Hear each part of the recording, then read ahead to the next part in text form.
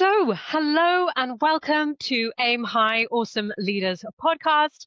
I'm your host, Camilla Hasler, and today I'm super excited to be joined by Mita Patel. Mita is, in terms of her experience, she is a very accomplished tech leader, she's an innovator, and she's a proponent for sustainable leadership.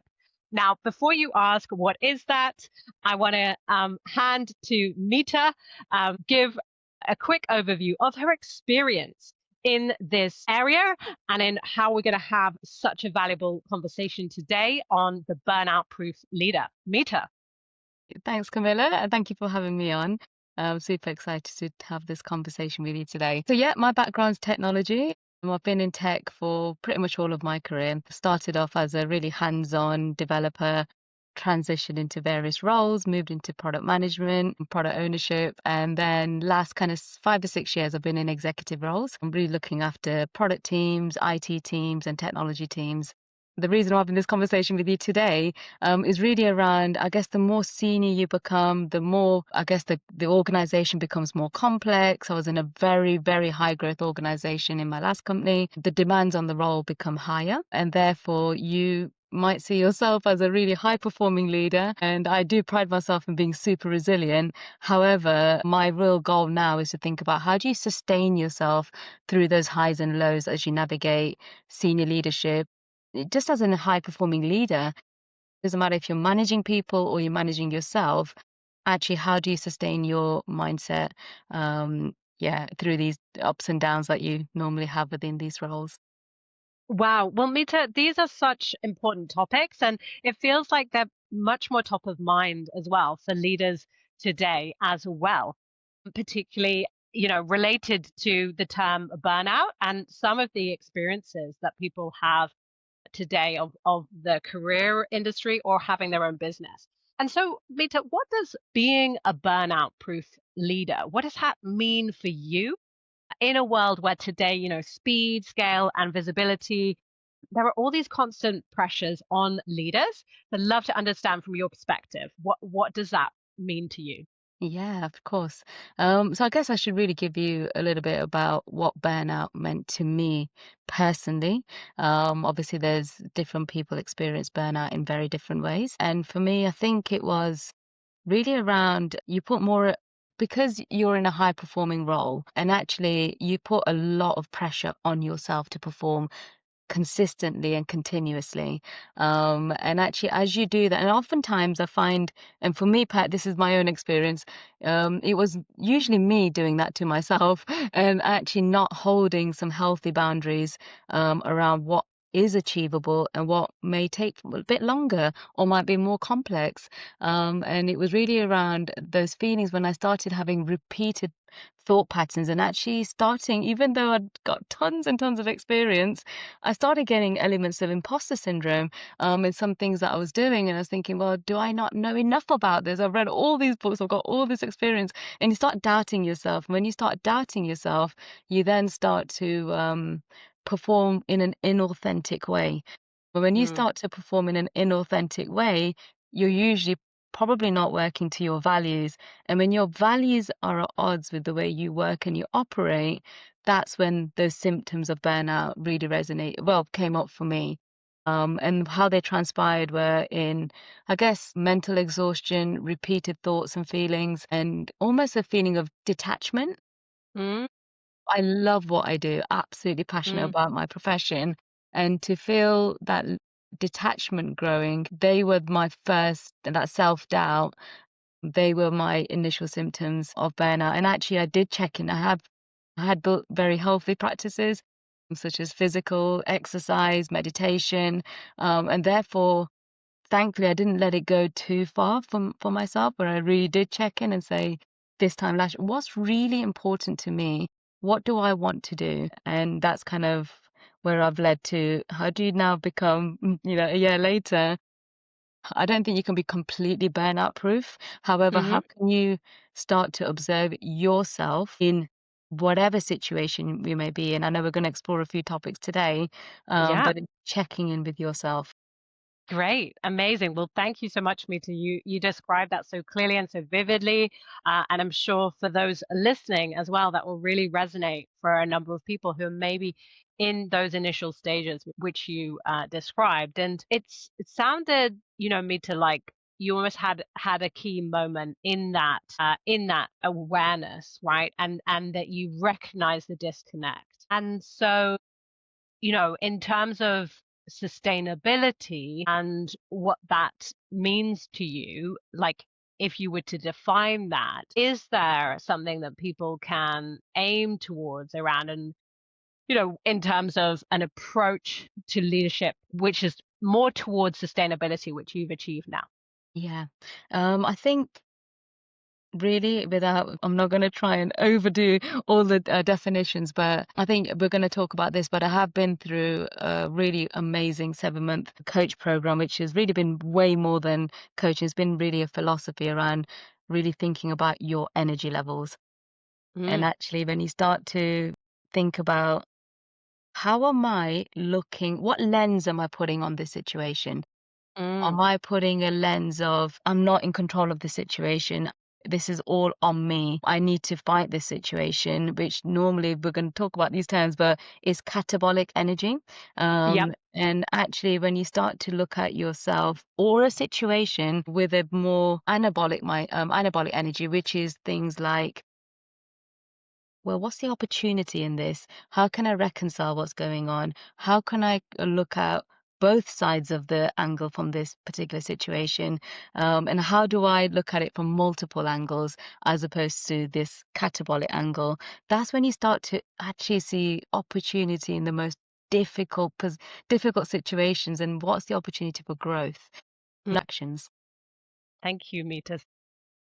And also, when we look at this, so that's from an experience perspective, right? And the discoveries you've had and the realizations, which is very powerful for people listening who may be experiencing the same thing.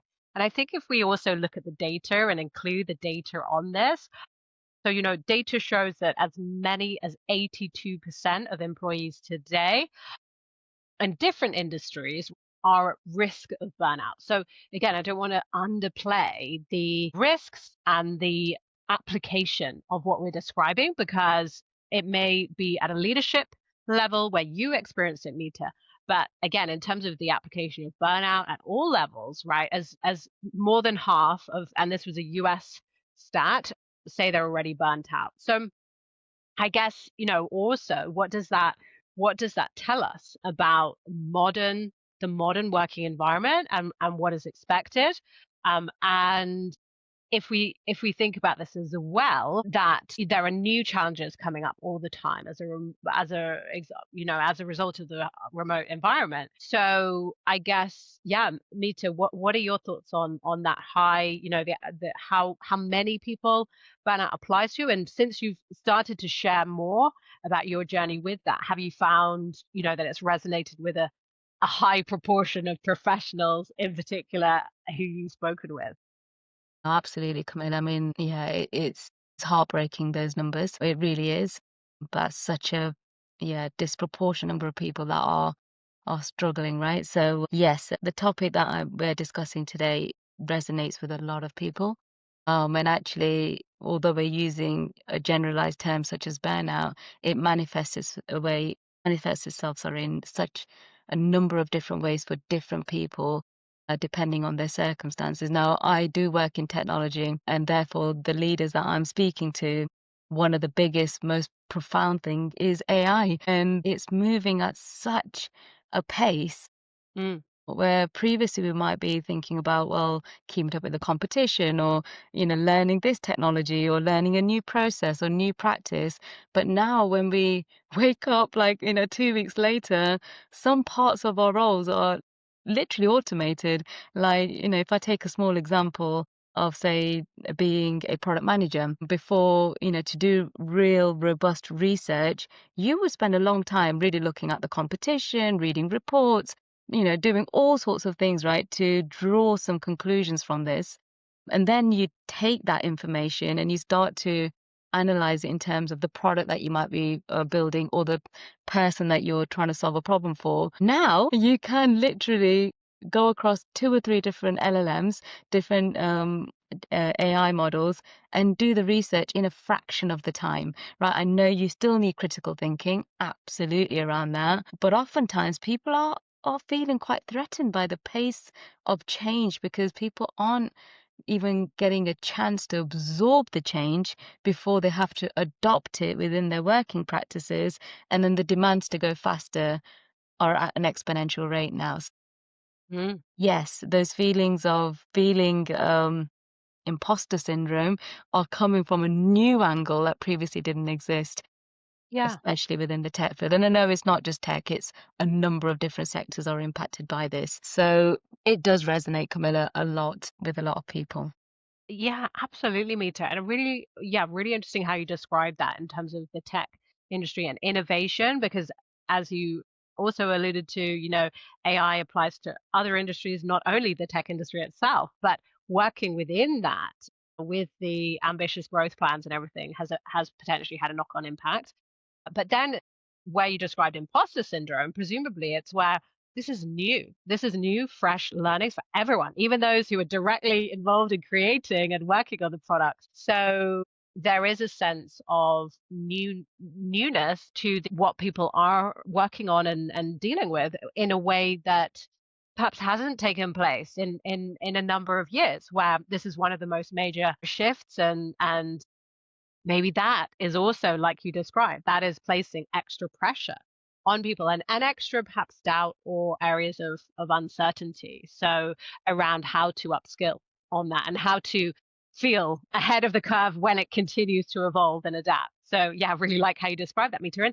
And then if we come on to as well, I mean, as a founder yourself now and in terms of the entrepreneur aspect as well, because interestingly enough, in terms of very entrepreneurs who are again highly motivated, but the burnout risk that they can also face, dealing with I think it can be termed as techno stress or heavy cognitive load, right, of all the different areas of the business. And do you find, Mita, because I mean I understand that you work now quite extensively with the tech sector and industry. Do you find entrepreneurs and startup founders in tech are, do they experience some of those types of particular burnout risks? And how does it perhaps compare to when you were, in that professional environment in a leadership role as opposed to working with, entrepreneurs and startups? Yeah, yeah, no, I do, Camilla. So I've been working with a number of different startups, and um, as a founder, there's you're wearing so many different hats, and depending whether you're service-based or product-based, the challenges are different. Um, I'm actually going to say it's really interesting because as a startup, I mean, I'm in a startup myself and I'm a founder myself. And weirdly enough, the things that I can do now is phenomenal. Like the amount of technology that's available to me. And because I am from a tech background, there's things that I would have had to really wait for investment for prior to this period, right? So, in one way, there's so much opportunity as a founder with the advancements in technology that continue rapidly, and the amount that's available to you is phenomenal. But equally, and when you're trying to build something and get product market fit, guess what? Everybody else can go at the same pace as you. So the fact is, how do you differentiate yourself? How do you come up with a value proposition when everything is becoming almost normalized in terms Mm, of everyone can build a chatbot, everybody can do this. And I can name you a number of different examples, but what is your USP? And I think that USP and a sustainable USP, which is a unique selling position or value proposition, how do you create that in such a fast moving environment? And I think some of the founders that I'm speaking to, they are struggling with staying at the forefront, getting to problem solution fit, and then getting to product market fit in and amongst all the startups that are popping up at the moment because tech is so efficient and cheap in some ways for you to accelerate yourself. So that's the one side that I'm looking at. And the other side that's been really interesting is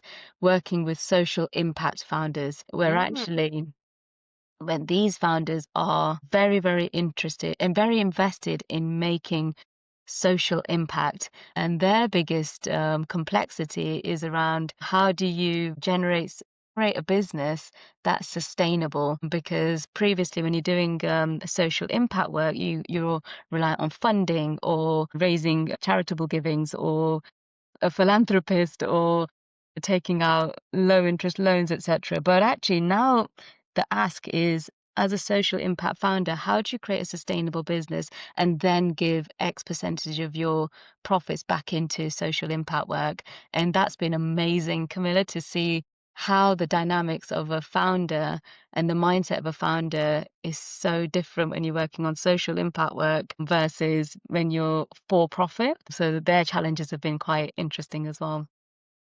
Wow. Yeah, Mita. I mean, in terms of what you just shared, that it's fascinating. It's fascinating to think about the nuances across, as you described, like within entrepreneurship, there's lots of different experiences within that and lots of different focus areas. So again, it's not just one kind of set of problems for any one entrepreneur. So yeah, we certainly don't want to generalize that. And I think what you described really set that. But I think what is also really notable from what you shared as well is that there's a sense of almost the founders who are so keen to keep up with that pace and the pressure are perhaps experiencing burnout, trying and testing and applying as much as they can. So again, it's not for lack of action taking, that it's almost that sense of what is the most effective, what's really going to get them the edge, where you describe the USP aspect, and like you described, where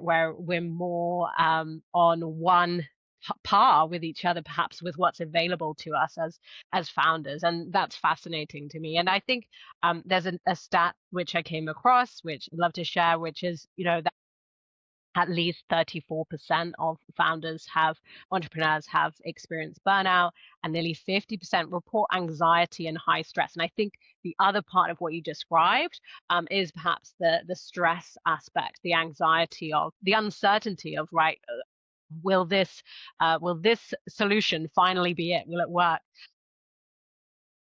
So yeah, there's that sense as well, and then almost it. I think from what you described, right, where you've outlined for us in terms of sustainable leadership and how important that is, and then in terms of the potential for overwhelm and how what differentiates, what then becomes too much. So if we come on to your really fascinating expertise in energy and identity, Mita, with regards to what you alluded to before around catabolic energy and the different levels, I believe will hopefully share a little bit with us on the different like low and high and the difference between that and how that might show up in founders and leaders day to day kind of thinking and experience. I'd love to share that, Camilla. So, yes, first of all, I'm going to say there is no good or bad energy. All types of energy really does serve us in some way, and it's there and it's present generally to help us and support us. So I'm going to say that before I say any of the energy levels, because the general temptation is I want to be the highest level possible. So level 1 and level 2 energy we term catabolic, and that's when it's almost constricting energy that's tearing, it's like a tearing down force where your feelings and your thoughts are around victimhood, which is the world's against me, something's against me, things aren't going my way. And when you're in that kind of level 1 energy, which is you lose in that situation, the core kind of thought and feeling is around you losing from that situation. And when you're there, it's okay to be there, right? Sometimes we have to be there because some things are outer blocks, like things do happen in the world that are out of your control that make you feel like that. But when you recognize that actually I've accepted that, I know that I'm in this position, when your energy starts to come out of that victim kind of mentality, it goes generally into a level 2 energy. And that core thought and feeling around level 2 is you're feeling a little bit more energized, which is I'm out of this feeling of, God, I can't do anything about this, to, right, I'm going to do something about this. And you start to get into level 2 energy.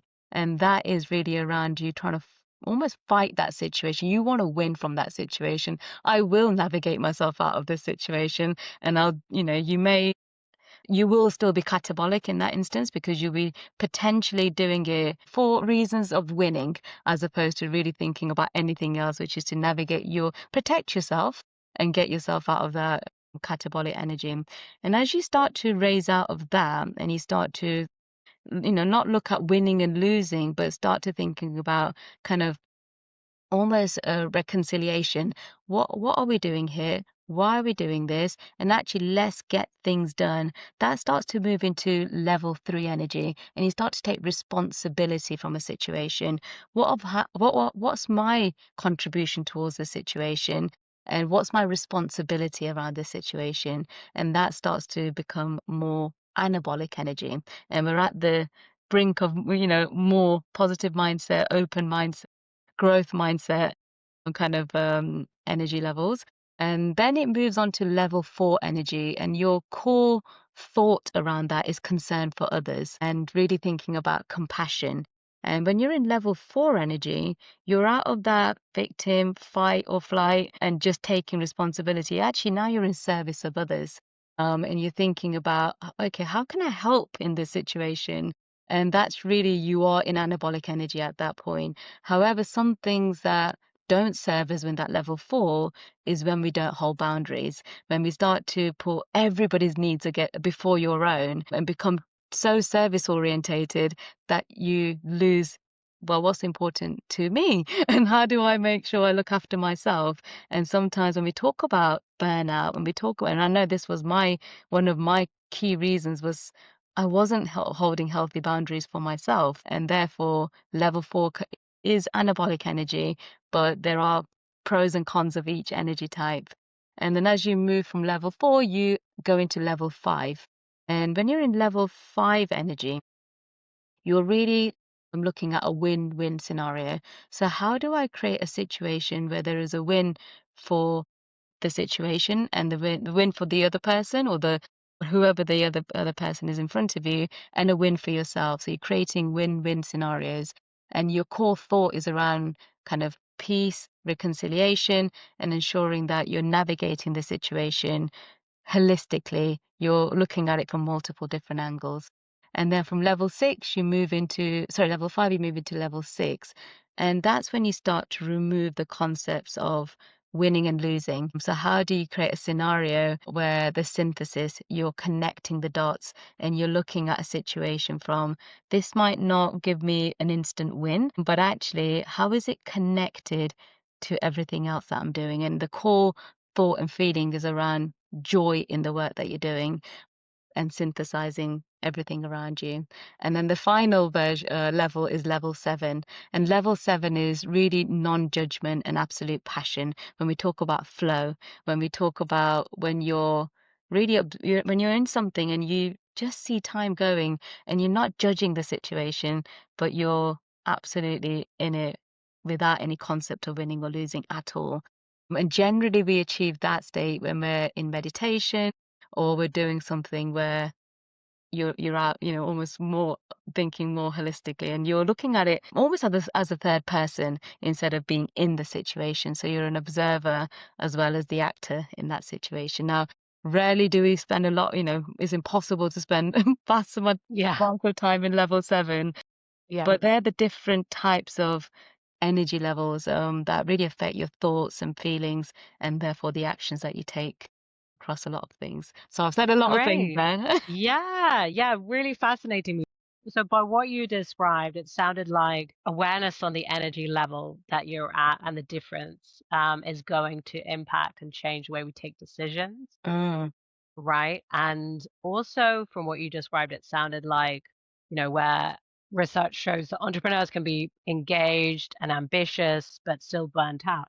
It's almost like a different, rather than ambition going into a more sustainable drive as energy versus like the drivers of just ambition, growth, win-win, etc. And that hunger. From what you described to me, I mean, yeah, you shared in terms of how this might apply, and are there any other practical examples that you could give where perhaps shifting from even catabolic thoughts like ambition to anabolic energy really applied and created opportunities for you, which you just couldn't see when you were in that different energy level?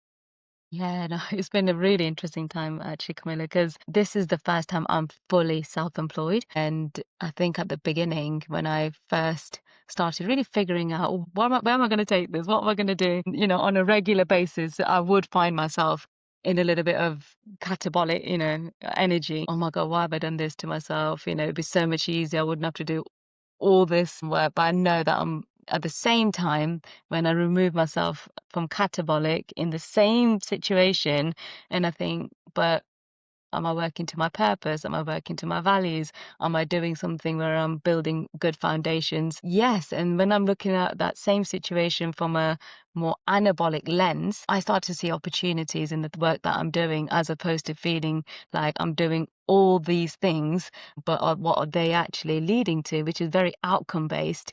So yes, this year has been me really testing, really testing these theoretical concepts on myself and actually looking at situations and actually looking at them from all seven level, maybe not seven, all six levels of energy. Seven is probably when I'm meditating, but at least 1 to 6, and saying, well, okay, if I took a level 5 lens on this situation, what would that look like? Actually, you know what? I'm not feeling great at the moment, so I'm going to give myself the permission to be level 1 and level 2. And I'm going to stay there for a day or maybe more because I need to protect myself and my energy and cut myself some slack. So again, it's fine to be catabolic. It's not a bad thing. And actually, you learn so much.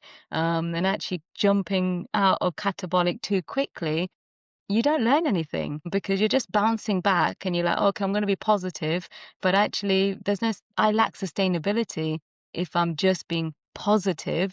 But if I really stayed in my catabolic energy for a little bit longer and recognize what's really behind this feeling and what's really going on here, that's kind of when I know that when I go back into anabolic energy, it's going to be more sustainable as well. So yeah, I want to stress that it's good to sometimes be in catabolic energy as well.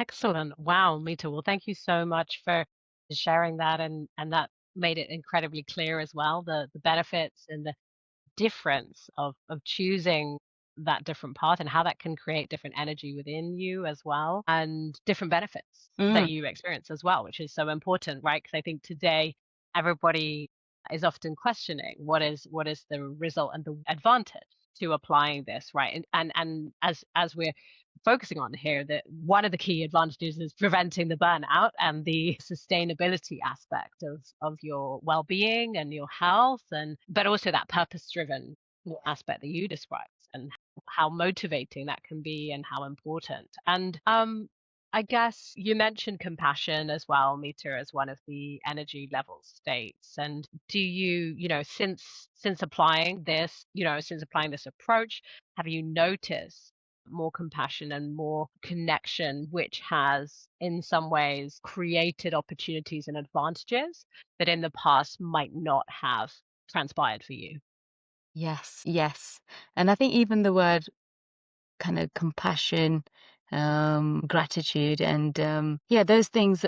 Yes. And I'm just trying to think which example should I use. But it is fascinating, Camilla, when you go in to situations without wanting a specific outcome from it. I want this. When I go to this meeting, when I go here, I want this. And you actually go in with, I'm going to go there, I'm going to experience it and actually trust that I'm here for the right reasons. Some of the people that I've met, some of the opportunities that have come my way, just keeping that compassion first, that I'm here to help others. Like with startups, let's take startups as an example. I helped a number of different startups this year, really not looking for anything in return, just to be able to help, support, make it a level 5. I'm in it for the learning, and what the benefit that they're getting is maybe I'll give them some information or some experience that I've had that will benefit them in their startup.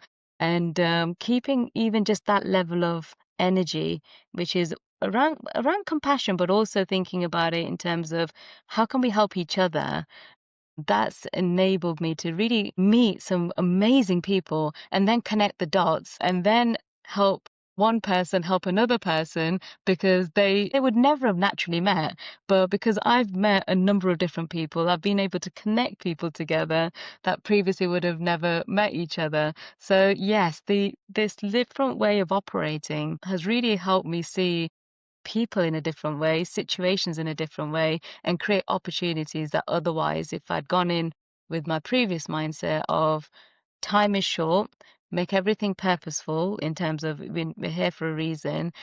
Only got X number of hours in a day. I can't do everything. So make sure that anything I'm doing is going to be, of value. That would have been my previous mindset, because time always felt short. But now the feeling is very, very different for me. And I don't know if it's the virtue of the situation I'm in right now.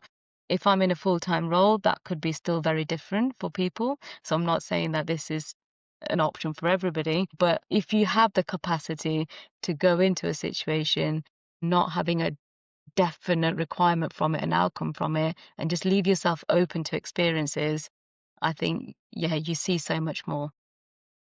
Amazing. Thank you, Mita. And so from what you described, Mita, right there, it is a sense of compassion does intersect with commercial strategy and commercial advancement. So Mhm. again, some listeners may have the concept in the kind of misguided sense that they're entirely separate, right?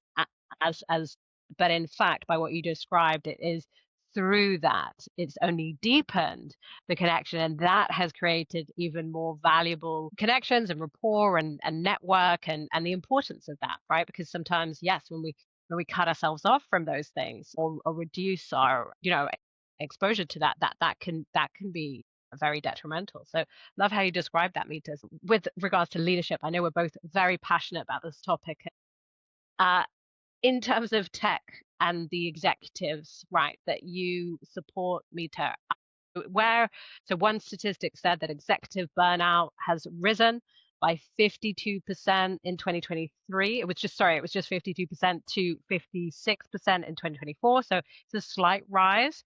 But with burnout levels rising at the highest levels of leadership and your learnings, what boundaries that have become non-negotiable for you do you see and find effective for particularly the tech leaders that you are supporting today with your energy approach? Yeah, I think at the most senior level, you do have full accountability and responsibility for for contributing towards the company's vision and strategy. And your peer group is the exec team, and then you've got your whole team to help you really, bridge that gap between strategy and execution. But there is a lot on those executive leaders, in terms of really sustaining that level of growth or whatever you're doing within that organization. So I think in terms of those energy practices, and actually it's beyond just energy, right? It's also around how you physically look after yourself. So for me, the non-negotiables, and that was the case before I learned anything about core energy. It is really around exercise, like really getting out, doing physical exercise. I find is so fundamental to keeping my physical energy on par. Like, I feel more tired on the days that I don't work out than the days that I do work out. So for me, physical exercise is really, really important, whatever that might be, right? For people, whether it's swimming or fitness training or whatever it is. So that physical aspect is really important. For me personally, I know a lot of people try meditation and so forth and don't get on with it, or they have different ways of meditating. And what I've now understood that my style of meditation was transcendental meditation, which was really evidence-backed and science-backed when I first did it, which really, really helped me. And it was kind of 20 minutes of really observing and just trying to still your mind. And I know it's easier said than done, but I found people now that find meditation through painting, meditating through just even walking, looking at nature. And it's really about being in the moment.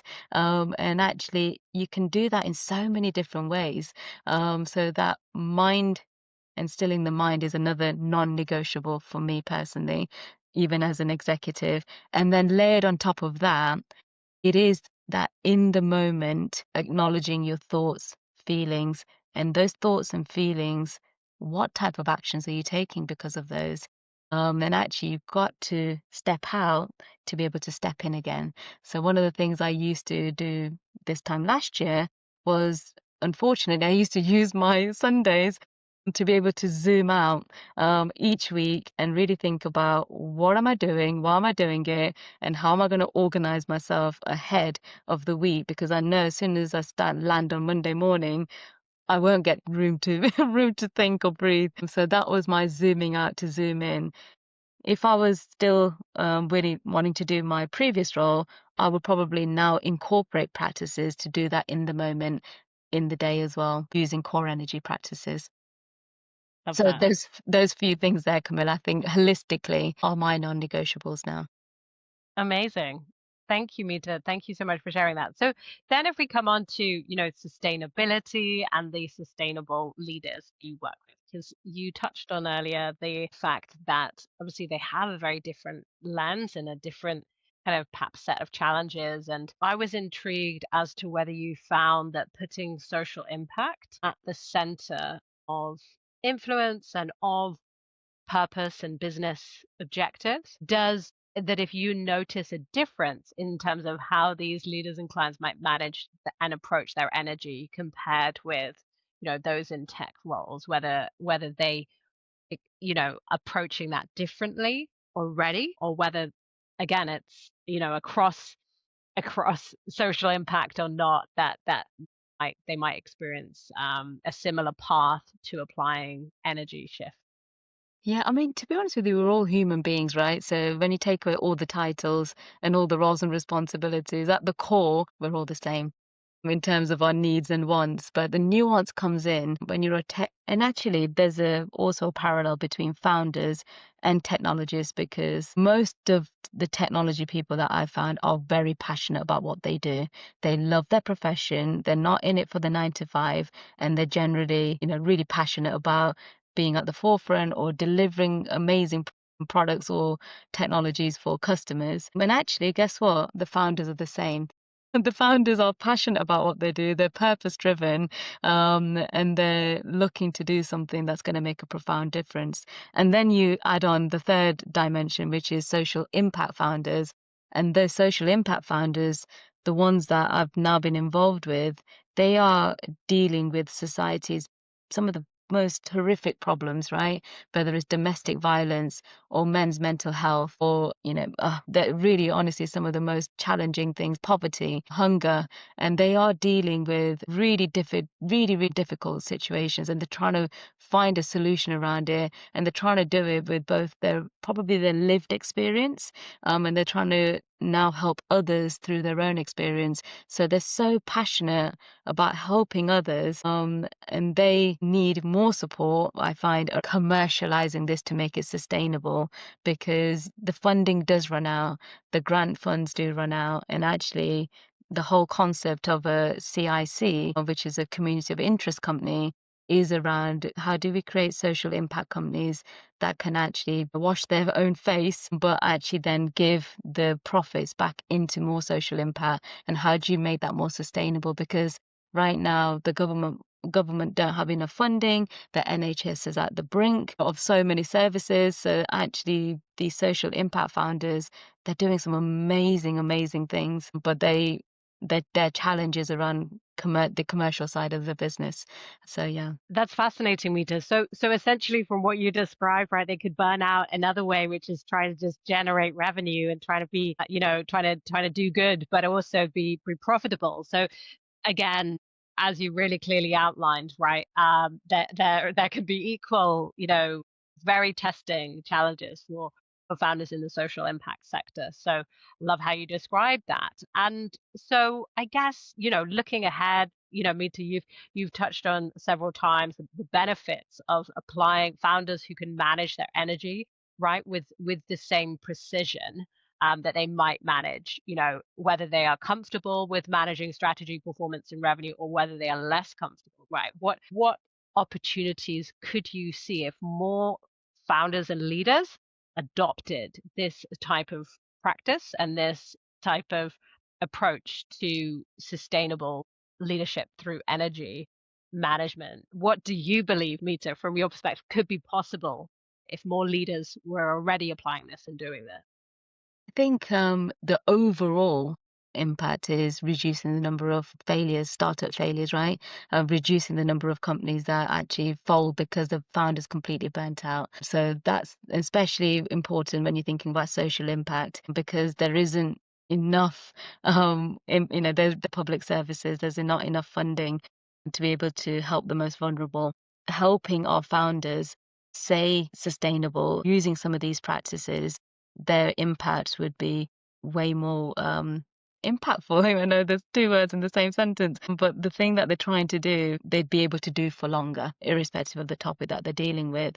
And actually, the whole well-being aspect, right? So nobody wants to just do something and then put their own health and their well-being at risk. And so actually adopting some of this and putting, this is an extremely common saying, but putting your own gas mask on first is the only way that you're going to be able to help and serve others. So therefore, these practices are really, you've got to look at yourself first and, you've got to build that sustainability within yourself before you can address all the other things that you're trying to address, whether you're a technology leader or a founder or a social impact founder. So putting your own gas mask on first, using some of these practices to help yourself is the main reason to do this from my perspective.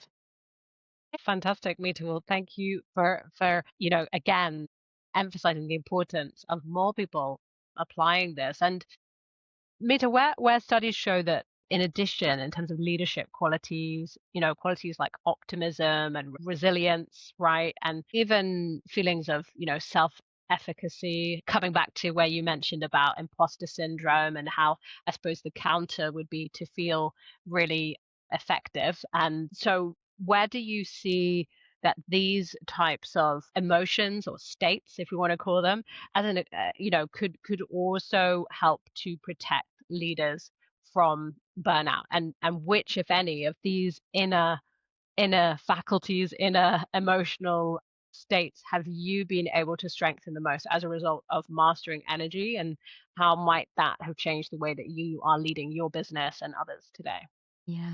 I mean, I've only honestly scratched the surface today in terms of energy. So there's also energy influences. So what influences our energy? And there's also 10 high performing principles that we look at in the core energy framework as well, which is really around acceptance. It's around being present in the moment, being 100% energetically aligned to the work that you're doing, confidence, fearlessness. There's a number of concepts, Camilla, that I've really now been fully engaged in myself personally, but also qualified in and then helping others with, which is some, and these have gone through some rigor in terms of research, application. There's assessments around it where you can start to observe what is your energetic profile when you're not under stress and when you are under stress.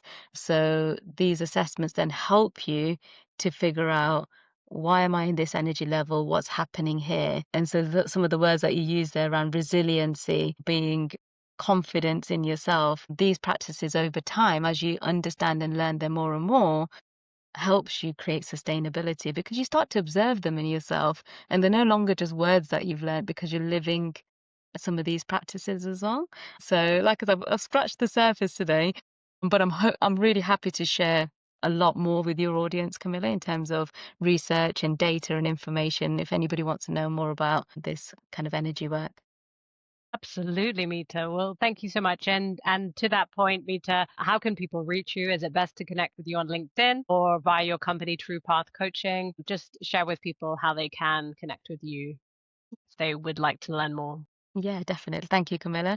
So yeah, LinkedIn would be the best place. So yeah, if you want to send me a message, I'll absolutely respond back. And my website's true-path-coaching.com. So you can see a little bit about me, my background, and what I've been up to as well. So yeah, thank you today for having me on. Of course, Mita. Thank you so much for joining. So I'll ensure that's in the show notes as well, so people can find that with regards to your website as well. So Mita, as a final takeaway for those listening today, I'd love to ask you in terms of, if a founder listening is part of the 52% who experience burnout yearly. What might be the smallest shift that they can make this week to feel any type of noticeable relief around where they might be in a lower catabolic state? Do you have one key recommendation you can give them? Yes. What I found time and time again, Camilla, is when I analyze where, the first thing is to really write down what your thoughts are when you're feeling this way. What are the feelings associated with that thought? And then really look at your core values, because 9 times out of 10, when it's sitting with you for a little bit longer, it's not aligned to your core values. So writing down what are my core values, and then wherever you are, if you're feeling that sense of burnout, is something at odds with your values. And I think that that would be, I think, one way, because from my experience, it's always come down to something being at odds with my values. So that would be my biggest takeaway for anybody going through this right now.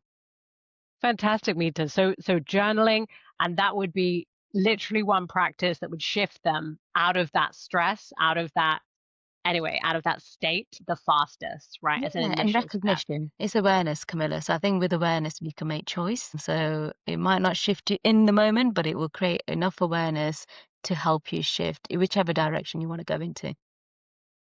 Fantastic. Well, Mita, thank you so much. Thank you for everything, all the tips you've shared, all the insight as well around how leaders can prevent burnout, kind of lead and innovate sustainably, and with perhaps a new set of priorities, which could really drive them into success in 2026. I want to thank you so much again, Mita, for joining me today. Thank you for sharing. Make sure, everyone, if you've enjoyed this session today and this episode, do connect with Meeta and give her a follow. And make sure, everyone, that you stay tuned and look out for the next episode of Aim High Awesome Leaders. I want to thank everyone so much for listening. Thank you for joining us today. We hope this has been a valuable and insightful session for you all. And with that, I will say, take that step to prevent burnout, whatever that step may be. I hope today's show has really illustrated the importance of doing more, doing a step around kind of preventing your burnout and how important your well-being can be as a leader. So with that, I'll hand back to Meeta to say bye and thanks again. Thank you, Camilla, and really, really lovely talking to you today, and all the amazing questions as well. So yeah, I've really enjoyed this. Thank you. Fantastic. Thank you, Meeta.